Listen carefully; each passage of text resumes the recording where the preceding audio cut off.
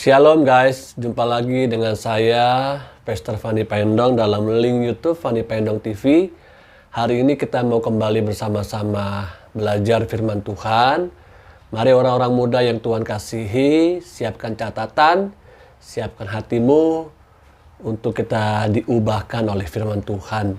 Sebelumnya kita tundukkan kepala, kita berdoa. Tuhan Yesus, terima kasih buat waktu yang indah ini. Kami kembali mau belajar firman Tuhan. Kiranya kami dapat mengerti dan memahami dengan baik. Dengan kalimat yang sederhana, hamba-Mu juga bisa menyampaikannya. Diberkatilah kami semua yang mendengarkan dan melakukannya. Dalam nama Tuhan Yesus. Amin. Oke guys, hari ini firman Tuhannya berjudul Be Changed. Diubahkan. Itulah judul buat kita. Mari kita buka bersama-sama surat Rasul Paulus Roma pasal 12 ayat 1 sampai dengan 2. Roma 12 ayat 1 sampai dengan 2. Karena itu saudara-saudara, demi kemurahan Allah, aku menasihatkan kamu supaya kamu mempersembahkan tubuhmu sebagai persembahan yang hidup, yang kudus, dan yang berkenan kepada Allah. Itu adalah ibadahmu yang sejati. Janganlah kamu menjadi serupa dengan dunia ini, tetapi berubahlah oleh pembaharuan budimu, sehingga kamu dapat membedakan manakah kehendak Allah, apa yang baik, yang berkenan kepada Allah, dan yang sempurna. Teman-teman yang Tuhan kasihi, Paulus mengingatkan kepada kita bahwa hidup kita ini adalah sebagai persembahan yang Tuhan inginkan untuk diberikan kepadanya. Sebagai persembahan yang hidup. Inilah ibadah yang berkenan. Namun, di dalam ayat selanjutnya, ayat yang kedua, kita harus berubah tentunya. Jika ingin berkenan kepada Tuhan, supaya hidup kita berkenan di hadapan Tuhan, maka hidup kita harus berubah. Berubah tidak seperti orang-orang dunia. Berubah dimulai dari pembaharuan budi atau cara berpikir kita. Dengan demikian kita dapat mengerti mana yang Allah kehendaki dan mana yang Allah tidak kehendaki. Intinya adalah kalau kita mau hidup berkenan, hidup mempersembahkan sebagai persembahan yang kudus di hadapan Tuhan, maka hidup kita harus diubah dulu. Dari mana kita harus diubah hidupnya? Dari pembaharuan akal budi. Dari sesuatu yang ada di dalam diri kita, itu harus diubahkan. Nah, kata mempersembahkan di dalam perjanjian lama selalu berhubungan dengan para imam yang mempersembahkan korban kepada Tuhan. Kenapa? Karena syarat kurban yang berkenan kepada Allah di dalam perjanjian lama adalah korbannya harus hidup. Itu yang pertama. Yang kedua, korbannya harus tidak bercelah. Dan yang ketiga, korbannya itu harus berkenan di hati Tuhan.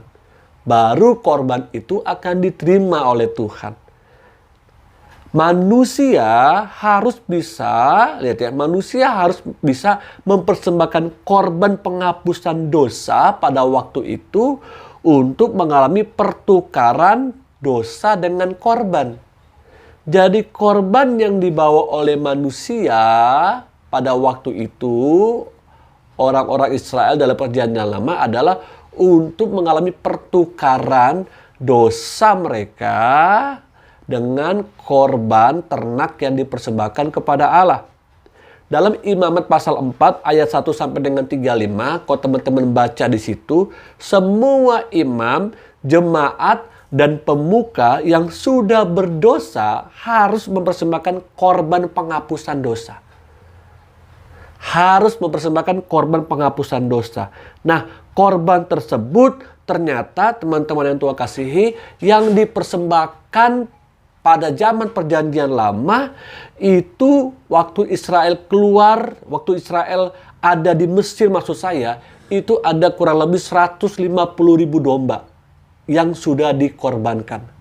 pada zaman Musa ada 28.800 domba. Bayangin, sangat banyak sekali. Dan zaman Raja Salomo ada 262.000 binatang atau 290.000 galon darah yang sudah dipersembahkan kepada Allah. Dan zaman Raja Hizkia ada 300.000 domba sama dengan 310.000 galon darah yang sudah dipersembahkan kepada Allah untuk korban penghapusan dosa. Artinya total korban yang dipersembahkan pada waktu itu ada 740.000. Lihat ya, 740.800. Tuh. Ya, 740.800. Banyak sekali kan? Ya, banyak sekali. Nah, karena itu, mengingat dari perjanjian lama, korban yang dipersembahkan kepada Allah, nyatanya itu tidak bisa membuat manusia ya kudus, suci di hadapan Tuhan. Nah, setelah 1.500 tahun pencurahan darah akhirnya harus berakhir. Di mana? Dipersembahkan di Yerusalem, yaitu darah Kristus yang sama seperti darah anak domba yang tak bernoda dan tak bercacat. Dari 1 Petrus pasal 1 ayat 19. Betapa Tuhan ingin dekat dengan manusia. Betapa Bapa di surga ingin dekat dengan kita. Dia mau supaya kita berubah dari hidup kita yang lama memiliki hidup yang baru. Dari kebiasaan kita yang lama memiliki kebiasaan-kebiasaan yang baru yang Tuhan mau kita lakukan dalam masa kita hidup di dunia ini. Pendeta Kristus Lama pernah berkata, malaikat jatuh ke dalam dosa itu Allah tidak cari, Allah biarkan. Tapi ketika manusia jatuh ke dalam dosa, Allah cari sampai anaknya sendiri itu menjadi korban. Betapa berharganya hidup kita sebagai manusia. Orang-orang yang percaya kepadanya. Pertanyaannya buat kita adalah kenapa kita harus mengalami pembaharuan pikiran? Kenapa kita harus mengalami pembaharuan pikiran? Tanpa pembaharuan pikiran, kita tidak akan sanggup membedakan kehendak Allah. Kenapa? Karena kita seperti sedang terselubung pola pikir kita, cara pandang kita. Hati kita terselubung, perlu disingkapkan, perlu dikoyakkan. Kata berubah dalam bahasa Inggris digunakan kata transform. Nah, bahasa Yunani-nya digunakan kata metamorpho atau metamorfosa. Jadi, berubahlah oleh pembaharuan budimu artinya mengalami perubahan dengan mengganti sosok pribadi kita yang lama dan mengenakan sosok pribadi yang telah dibaharui. Itu namanya berubah. Dan kata metamorfosa merupakan kalimat aktif pada masa sekarang, present continuous tense, yang artinya perubahan itu terjadi hari lepas hari tanpa henti. Selama kita masih hidup di dalam dunia ini, kita memiliki kesempatan untuk kita berubah. Seperti kepompong lalu berubah menjadi seekor kupu-kupu. Lihat ya, artinya kalau kita bicara berubah, berarti ada sesuatu yang indah di dalam perubahan kita, yang dapat dinikmati oleh orang-orang sekitar kita. Waktu teman-teman melihat kepompong dengan kupu-kupu, maka yang akan menjadi daya tarik kita adalah kupu-kupu. Kenapa? Karena indah, berwarna-warni, sudah diubahkan. Nah, hidup kita harusnya waktu kita percaya kepada Yesus, ya, hidup kita diubahkan setiap hari, day by day. Setiap saat, dari cara berpikir kita, dari cara kita berkata-kata. Pastor Jeffrey Rahmat dalam sebuah quote-nya berkata, apakah Anda pernah berpikir untuk bersyukur kepada Allah? Kenapa doa atau kemauan Anda tidak dijawab sesuai dengan apa yang dipikirkan? Karena selama ini kita memiliki cara berpikir yang lama. Cara memandang yang salah dengan doa-doa kita. Termasuk cara kita hidup. Kolose 3 ayat 1-4 katakan, karena itu kalau kamu dibangkitkan bersama dengan Kristus, carilah perkara yang di atas di mana Kristus ada, duduk di sebelah kanan Allah. Pikirkanlah perkara yang di atas, bukan yang di bumi. Ayat 3, sebab kamu telah mati dan hidupmu tersembunyi bersama dengan Kristus di dalam Allah. Apabila Kristus yang adalah hidup kita menyatakan diri kelak, kamu pun akan menyatakan diri bersama dengan Dia dalam kemuliaan. Dengar orang-orang muda yang Tuhan kasihi, biarlah hidup kita didapati Tuhan. Kita mencari kemauan kehendak Tuhan, memikirkan kehendak Tuhan. Dalam ayat 4, dalam bagian terakhir dikatakan, kamu pun akan menyatakan diri bersama dengan Dia dalam kemuliaan. Kalau hidup kita sudah diubahkan. Doa saya, teman-teman, engkau yang menyaksikan YouTube ini, engkau hidupnya diubahkan. Dan hidupmu akan bersama-sama dengan Tuhan di dalam kemuliaan yang kekal.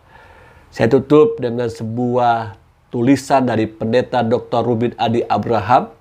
Di gereja kita mungkin menjadi orang yang saleh, tapi di luar gereja ternyata kita salah. Di gereja kita berdoa, di luar gereja kita berdosa. Di gereja pegang Alkitab, di luar gereja pegang alkohol. Moga-moga kita bukan orang-orang yang seperti itu. Amin. Perbuatanmu, tingkah lakumu di gereja dengan di luar gereja sama. Dan orang bisa melihat perbuatan-perbuatanmu yang baik sehingga memuliakan nama Bapa di sorga. Mari tinggalkan tabiatmu yang lama, kembali kepada tabiat ilahi, tinggalkan kehidupanmu yang lama, menuju kepada kehidupan yang baru, akui dosamu dan bertobatlah. Amin. Mari kita tutup dengan doa. Dalam nama Tuhan Yesus kami mengucap syukur buat firman Tuhan hari ini. Kami percaya Engkau mau kami diubahkan setiap hari. Tanpa Tuhan, tanpa Roh Kudus kami tidak mampu. Kami perlu Roh Kudus, kami perlu firman Tuhan yang mengubah cara berpikir kami, mengubah sesuatu yang ada di dalam diri kami menjadi lebih berkenan dan bersama-sama dalam kemuliaan Tuhan. Dalam nama Tuhan Yesus kami berdoa dan mengucap syukur yang menjadi pelaku firman Tuhan. Haleluya. Amin. Oke guys, bagikan firman Tuhan hari ini ke komunitasmu, ke gerejamu, ke temanmu, sahabatmu, sehingga makin banyak lagi orang-orang muda yang hidupnya diubahkan seperti kehendak Kristus. Haleluya, haleluya. Amin.